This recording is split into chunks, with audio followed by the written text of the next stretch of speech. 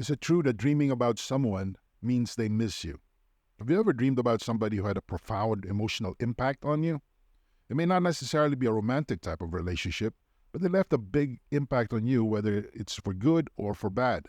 There's just something about their presence in your dreams that makes you wonder about them and what they think of you. It's enough to make you wonder, is it true that dreaming about someone makes them miss you? The reality of missing someone. A lot of people think that if you miss somebody, that it automatically means you desire that person. Desire is a very strong word with a wide range of meanings that apply to many different situations. Unfortunately, a lot of people automatically believe that if they miss somebody, the motivation for such emotion is pure desire. This doesn't have to be sexual or physical.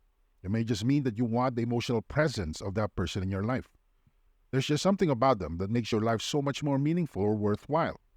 While this definition of missing is definitely popular, it's not the only definition out there. Believe it or not, it may help you to desire someone who may be unpleasant. I know it sounds crazy. Why would you want somebody who's there in your life giving you a hard time?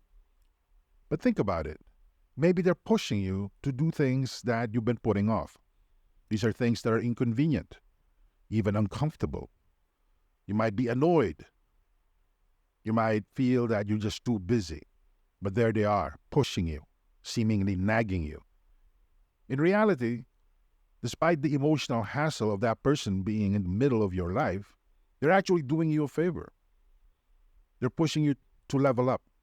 They're reminding you of uncomfortable realities that you are so willing to let slide. But the truth is, different people respond to different stimuli. Different people miss different stimuli. If you're the type of person who doesn't really get motivated when people try to encourage you to do the right things and try to boost your confidence by telling you that you can do it, you're not going to get too far. You're not a proactive person. I know, in the mass media, this is how we're supposed to get motivated. We're supposed to be proactive. But that's not reality. Not all of us have that privilege. Not all of us have those types of people and situations in our lives.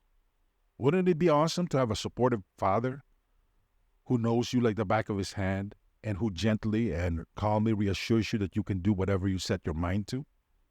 Wouldn't it be great to have a mother who nurtures you and provides everything that you need in terms of emotional support so you can be ready to take on the world when you think you're ready? These are reassuring mental images of supportive people in our lives. But let's get real. Not all of us get motivated by this type of support. Even if you have these types of people in your life, if your mindset is shaped differently, all their support, warmth, and positivity won't amount to much because you just don't respond to that kind of positive pressure. Some people would only get off their butts and do something about their lives when they feel that their backs are against the wall. That's right, when they feel threatened, when it seems like whatever it is that they have in their lives will soon be gone, that's the only time they wake up and do something about things that frustrate them or pose challenges to their financial, personal, psychological, and emotional well-being. And these threats, if you will, can take many different forms. People can be demeaning you, dismissing you, insulting you, degrading you. Whatever it is, in reality, they're challenging you to stop settling for what you have. What can you do for me? This is the underlying siren song of the human condition. To deny it is to just engage yet again in self-delusion. When you meet somebody, you're always thinking in the back of your head, what can this person do for me? How can this person push me ahead? What will this person bring to the table which will somehow help me in some form or some way? Of course, we have different ways of wording these sentences, but the underlying reality is the same. It's all about us. It's all about I, me, mine. And there's really nothing wrong with this, because this is just how we're wired. This is why people who understand this fundamental truth about the human condition are able to move ahead. They're able to succeed. While others who dream about different ways that humanity should act, or try to deal with people based on how they should be instead of how they truly are tend to struggle. This is why expert salespeople can move a lot of product. This is why men who may not look all that good or bring a lot of money to the table still end up walking away with a lot of women.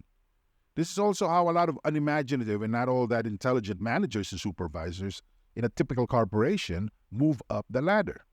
They know something you don't. Put more precisely, they acknowledge and deal with certain realities while you're doing something else. Let me be as clear as possible. They know how to answer the questions I asked above.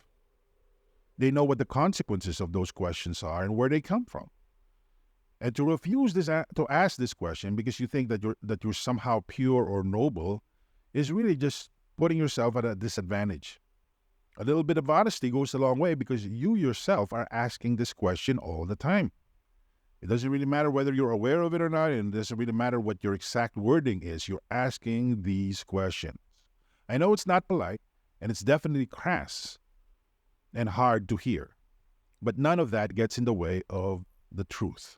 Remember, this is what people ask consciously or unconsciously. And desire has to be defined from this perspective as well. Because not everybody's proactive. Not everybody will try to live up to their fullest potential or push their personal boundaries or challenge their comfort zones with reassuring and motivating words.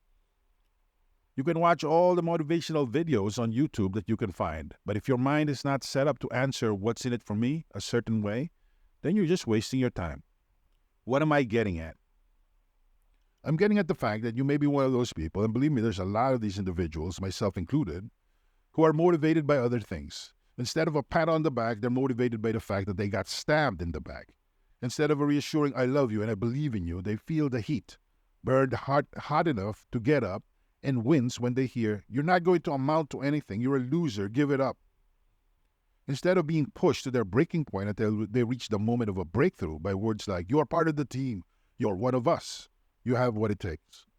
Many people are motivated by the opposite message. They spring to action when they hear, you're an outsider, you're a weirdo, fuck you, you don't belong here. Figure out what you think you desire. Figuring out what you think you desire is the first step.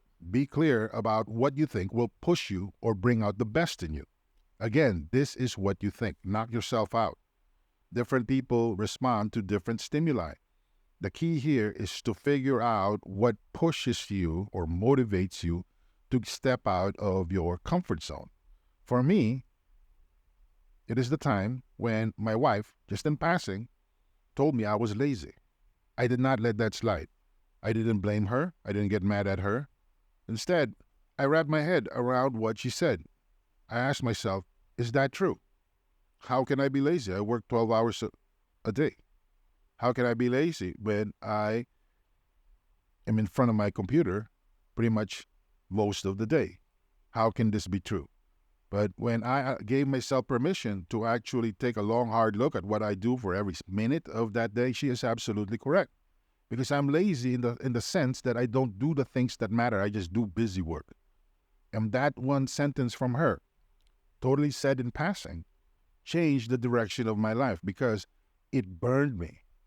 It called into question the things that I choose to do on a day-to-day basis. It called into question what I think of myself and who I am. And I did not like what I saw. So I desired change.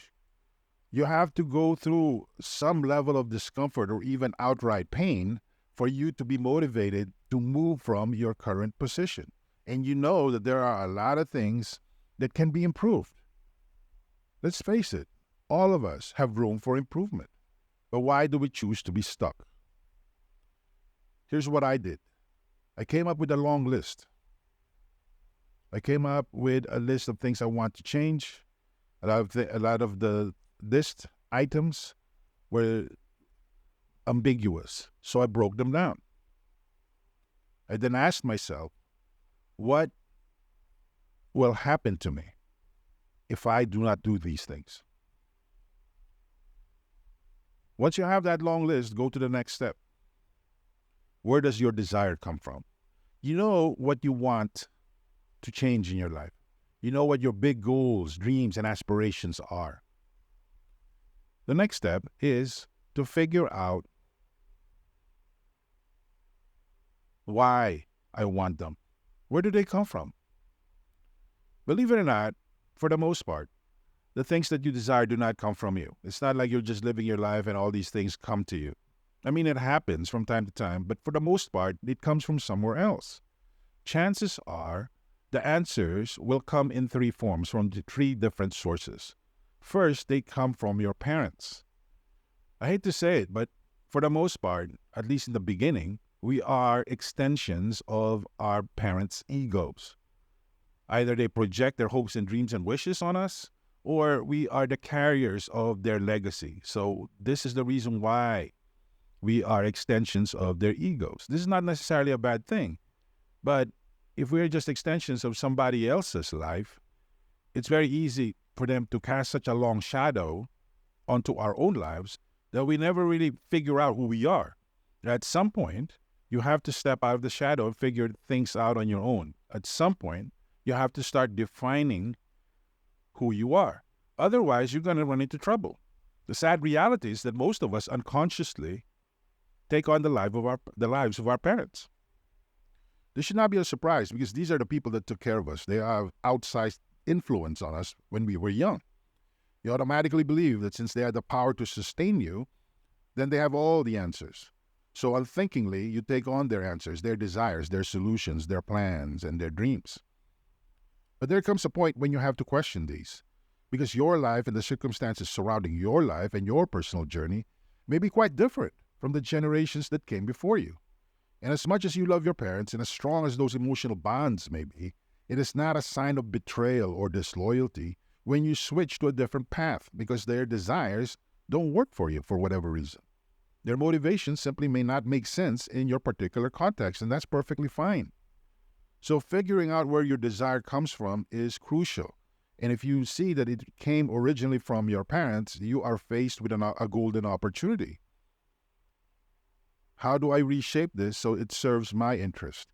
Or, bigger question yet, does this even make sense to me? Can I use this as motivation to come up with my own desires?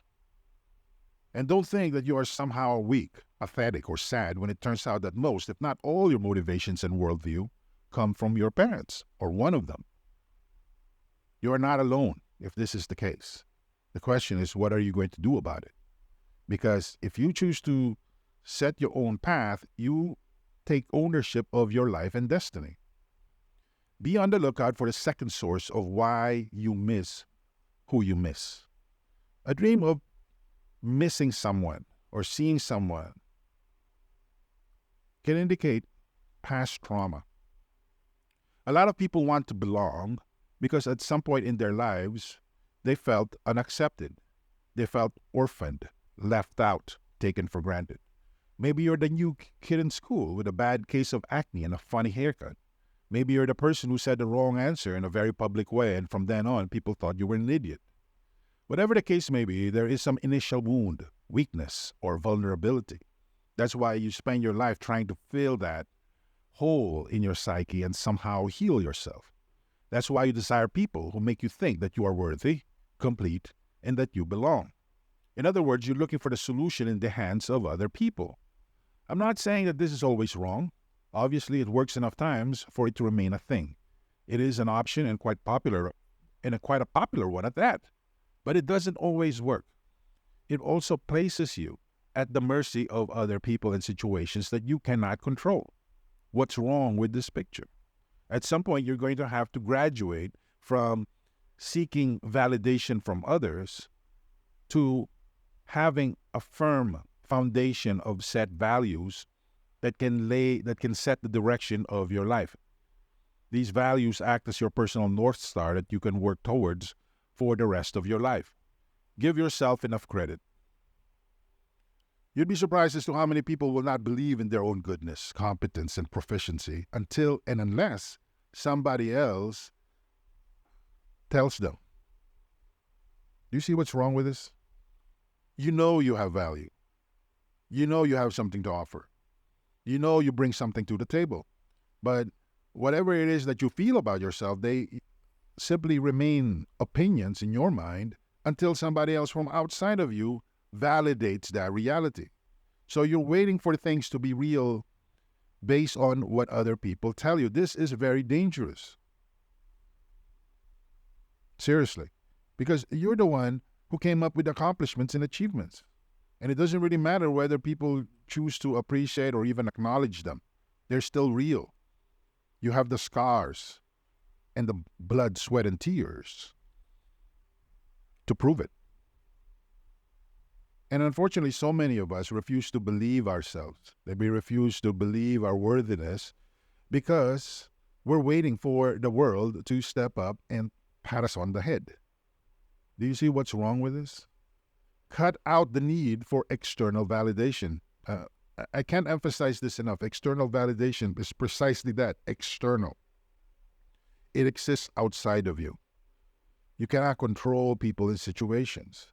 There are many situations where people bend over backwards, giving all that they could to other people, and they still fail to get the validation that they're looking for. Pretty tragic, because at the end of the day, you have to control your validation. It has to come from you. It has to have an internal source. Otherwise, you will always be at the mercy of other people. Let me put it this way. The reality of your achievements speaks for itself. You don't need somebody you can't control and you don't really know to tell you what you have achieved. What have they done? What have they contributed? This is the weakness of this second source of desire formation. You can't afford to wait for other people. Thankfully, there is a third point.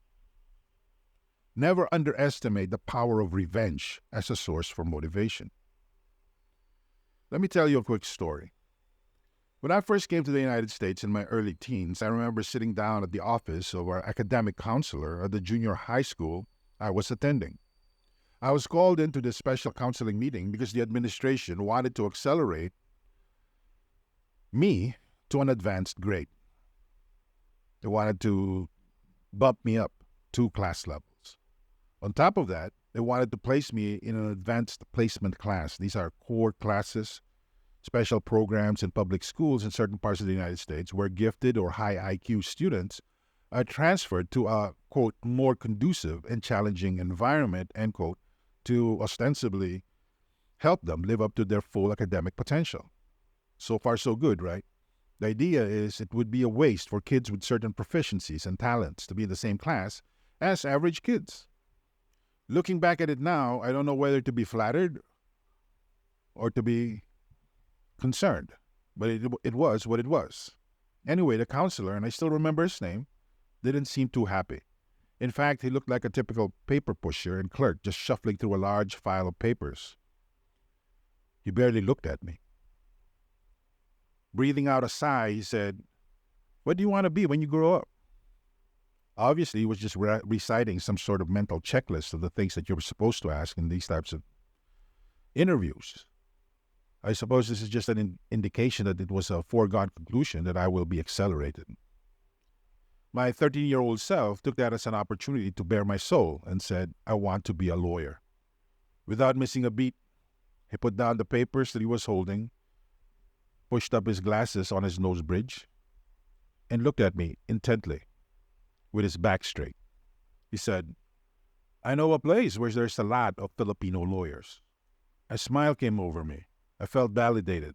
I felt he listened to my ambition and was there to encourage me. I thought, wow, this guy gets it. I'm a Filipino immigrant to the United States, trying to feel my way around, establish some sort of identity. And this guy in this new junior high school that I just transferred to truly understands me. I was excited. Then he let it drop. He said, "Have you tried the Philippines?"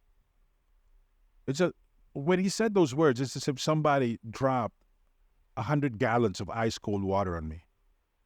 His words rang deep into my core. Basically, he was saying, go back to where you come from. Looking back now, I can understand why he said what he said. The junior high school that I was going through was undergoing a serious demographic change. Previously, it was a white American middle class community, and during the years I was there, it was changing rapidly. You would see the stereotypical Jewish American household on one end of the block and Mexican American and Asian American families setting up and moving in on the other end. And this wasn't a case of a multicultural melting pot utopia that you would see in 80s sitcoms. No. The moment a block starts to integrate and the white families would move out. White flight was and still is very real. Again, I cannot blame them because people like people who look like them. But this is me, decades later. None of this takes away from the fact that I was that 13-year-old kid. And what I heard hurt me. And to complicate things even further, this was a time in history of Southern California where kids were being bused from African American areas of the San Fernando Valley to where my junior high school was located. I didn't know any of these contextual realities back then. I was just seeing the day-to-day consequences of them. I didn't know the larger forces and political choices made behind the scenes.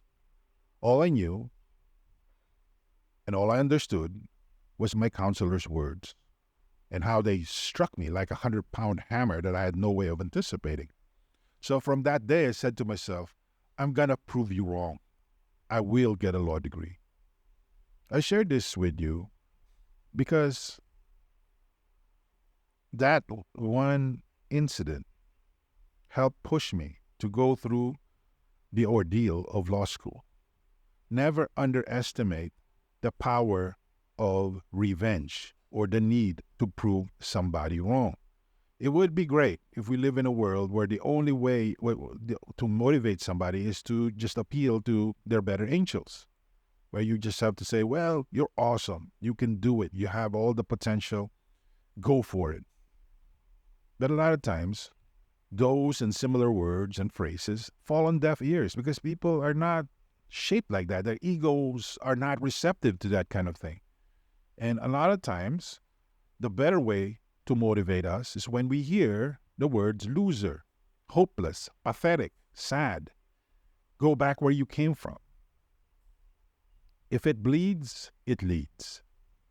There's a reason why bad news and bad emotions tend to spread faster or have a stronger impact than good news. The emotional impact is different. It just hits you differently with a different intensity, and from it, you come up with a different set of instructions that lead you to a different place.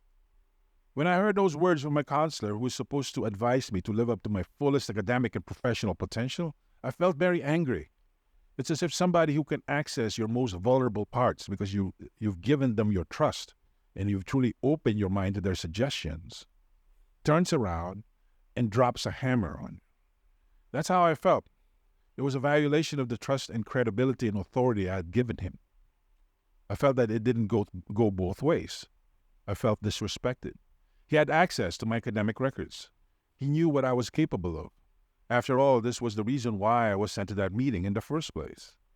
This was the heavy burden that I carried in junior high school and all the way to college and law school in California. I wanted to prove him wrong. I'm sharing this with you because this might be the kind of motivation you're looking for. You might need to miss people who on the surface want to do you harm or out to dismiss you or who are out to punish you in some way. Now, the key here is to understand why you're missing them. When you have a dream of people you haven't seen in a while, you might be thinking when you dream about them that this means they miss you. In reality, you may be missing them. You're not missing them because you're a glutton for punishment or you're some sort of psycho-emotional masochist. No, you're missing them because you know how your mind is shaped. And you respond more to challenges and negativity than you do to positive external validation or inner encouragement. Whatever the case may be, know yourself. Just as I used that incident to push me through, to push me forward, to finish high school, community college, then transfer to 4-year university, then 3 years of law school, and then 3 grueling months of the California bar examination, You can do it too. You have your own goals and path ahead of you. They may seem tough or even seem impossible, but take it from me. The California bar examination is one of the toughest in the United States. I am confident that if your mind is shaped more towards negative stimuli, you will achieve the same or similar results. It's all up to you. And it doesn't mean that there's something wrong with you when they said something discouraging or dismissive. All it means is that you can use that information to motivate yourself because you're just wired differently.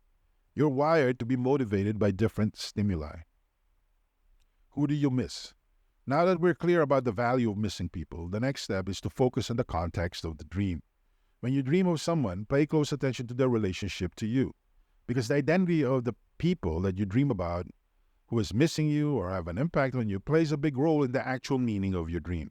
At the end of the day, the answers to whether you are dreaming of someone that misses you is irrelevant. What matters is what they mean to you and the things that are put in motion by you thinking about them in your subconscious mind and their later effects on your life. Please understand that these people have lives of their own. In many cases, they're no longer alive. This means that the question of whether they miss you or not truly misses the point. Instead, the issue is, what do these people mean to you to the point that you miss them? How does missing them impact your life? At the core wall of all of this is the amount of control you have. People can only mean something to you if you want them to. It's not even a question of you allowing it. It's about making them count in your life. You are the ultimate arbiter and gatekeeper of meaning in your life. I know that it sounds like a very big statement, but it isn't. You're always in control, whether you are aware of it or not, and whether you accept it or not. Sure, certain people and certain events have a stronger emotional impact on you than others. But as the days go by, the ones that you choose to remember are products of your choices. You chose to remember them. There's a reason for that choice. Know yourself well enough to understand why you chose to remember certain things instead of others. That's why a key part of this course is the relationship you have with the person you are missing. Dreaming of your friends at school. This dream often refers to whatever misunderstandings you have with people you grew up with. They were with you when you were figuring out certain things in the world. You miss them because you're looking for these misunderstandings to be resolved. Alternatively, you realize that these misunderstandings shape you. They help form you. In reality, you're less preoccupied with figuring out the truth than you are with realizing why the things that you understood to be true led to who you are today. This is a mature approach because let's face it, you can't travel back in time and try to resolve past misunderstandings from your early years as far as the facts go. What happened between you and them are facts and unchangeable. Those things already happened. That ship has already sailed. Your real life now is what you choose to make of it. It is the set of truths you choose to hang on to. Usually people who try to reconcile with people from the past are clueless about the fact that these people are now, for all intents and purposes, dead. Now don't get me wrong, they may still be physically walking the earth, but they're dead at the same time. Why? Because you're trying to get to somebody who thought and lived a certain way at a certain time in the past. If they're in any way normal, they have moved on. They have changed. That's why their old selves have practically died. They are different people now.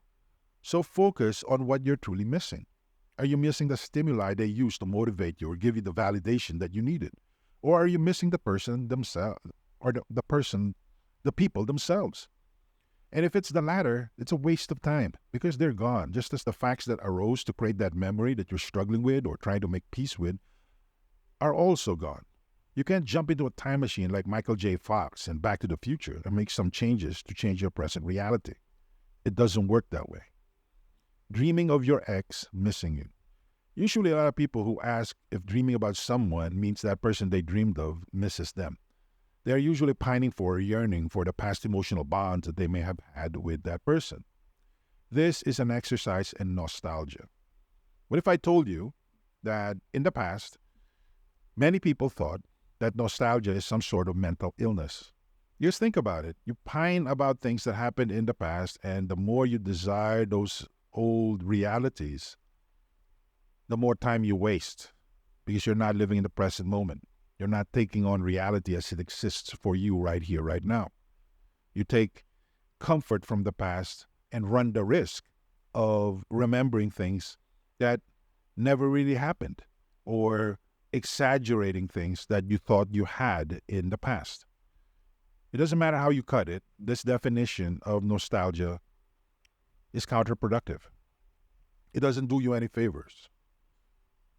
But unfortunately, when we dream about our ex and we're somehow thinking that they miss us, we are engaged in this toxic nostalgia. It's not helping us. It's not pushing us forward. In reality, we are enslaved to a certain interpretation of the past, and it's actually keeping us back. You have to burn those shackles. You have to let go. Let the past be the past. Dreaming of a relative missing you. When you're dreaming of a family member, it's a good idea to pick apart who you thought that person was and who they really were. These are often two different things. You may be thinking that there's this person in your family that makes you feel a certain way, but you have to ask yourself, you have to find the discipline to ask yourself, who is this person really? How do you know who somebody really is? Pay attention to what they do. Don't even bother with the words coming out of their mouths. Pay attention to what they do. We are what we repeatedly do. Look, by understanding this, the next step is to look at what they did and then look at the impact on you. Now, here's where it gets tricky. Even if you have negative emotions regarding their impact on you, this doesn't necessarily mean that the person in your family is a bad person or that the memory of that person is necessarily negative. As I mentioned in my story about my junior high school counselor, his words transformed me. Instead of crushing me, it woke me up to the reality that I was just fantasizing about what I wanted to eventually become, or I was unclear about certain things in my future path. His words cut like a knife. Just like a knife can wound, it can also scrape and clean. So a lot of that ambiguity and fuzzy-handed thinking disappeared. I had motivation for the first time in my life. I wanted to prove somebody wrong. Apply this to your life so far. Did you have a mother who, for the life of her, cannot praise you? Do you have an emotionally absent father?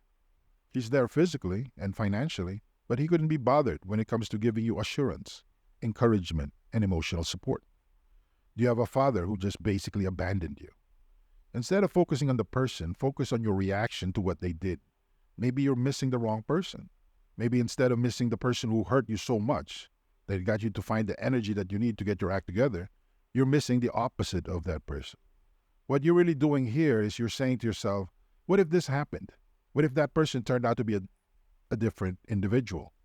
Well, here's one thing that I know is sure to be true. You wouldn't be where you are if that was the case. Sure, your parents may not have been the best in your mind, but if they didn't do what they did, you wouldn't be here. And with it, your accomplishments, achievements, and everything else that you can be proud of. But in another way, even if you feel that you haven't achieved much and you're struggling, you're not really doing yourself any favors by constantly pointing to the person from the past and saying, you're the reason I failed. Let me clue you in on a really uncomfortable truth. They're not the ones who made the decisions that put you where you are. They're not the ones who made the choices that led to the realities that frustrate you to this very day. You did that. That's on you. And so what you're doing is you're just hanging on to these people as patsies and fall guys that you can conveniently blame. I understand the emotional release that's involved when you go through that process. Believe me, I've done that in the past. Similarly, I understand the value of feeling like a victim. Victimhood is very intoxicating, but you really have to be very careful once you engage in looking at yourself as some sort of victim. Who wants to change? Change is very uncomfortable. But when you're a victim, the world has to change because it owes you an apology. You don't have to change. Haven't you suffered enough? But the problem is, if you imagine yourself to be some sort of victim, there is nothing that will help you change. You're constantly waiting for other people to get their act together and lift you up. After all, they owe it to you. You go through one day after another with a false sense of moral superiority and little else. That's not the way to go through life because you're not building up the resources you need to build the kind of life you feel you deserve. You need to understand why you miss people and try to miss them the right way. And this will push you to do whatever it takes to get to where you want to go. And this is not a one-time thing that involves some sort of emotional catharsis. It has to affect what you do repeatedly. Sure, a lot of the stuff that we talked about may change the things that you choose to talk about, but things only become real when you change what you repeatedly do.